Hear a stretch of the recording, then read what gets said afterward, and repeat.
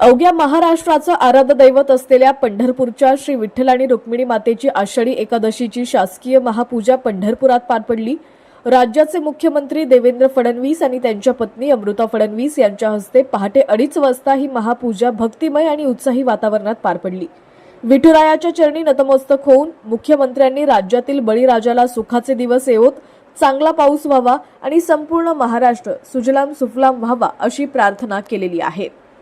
या शासकीय महापूजेचे मुख्य वैशिष्ट्य म्हणजे दरवर्षीप्रमाणे यंदाही रांगेतील एका निष्ठावंत वारकरी दाम्पत्याला मुख्यमंत्र्यांसोबत महापूजा करण्याचा बहुमान मिळालाय।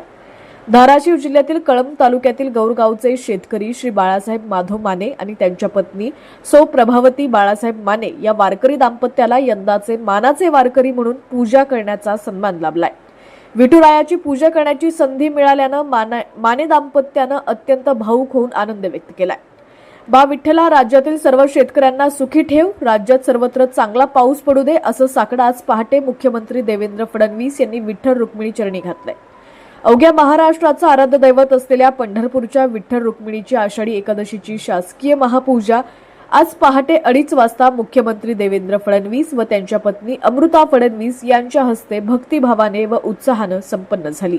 मध्यरात्री 12 वाजता दर्शन रांग बंद करण्यात आली, तेव्हा रांगेत प्रथम असलेल्या बाळासाहेब माने यांची निवड समितीनं मानाचा वारकरी म्हणून निवड केलेली आहे।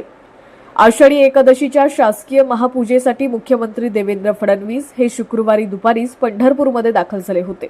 आज पहाटे 2 वाजता मुख्यमंत्री देवेंद्र फडणवीस, पत्नी अमृता फडणवीस व इतर कुटुंबीय मंदिरात पोहोचले।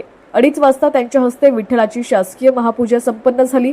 त्यानंतर माता रुक्मिणीची महापूजा संपन्न झाली। यावर्षी मुख्यमंत्री म्हणून देवेंद्र फडणवीस यांना 6व्यांदा विठ्ठल रुक्मिणीची आषाढीची शासकीय महापूजा करण्याची संधी मिळालेली आहे।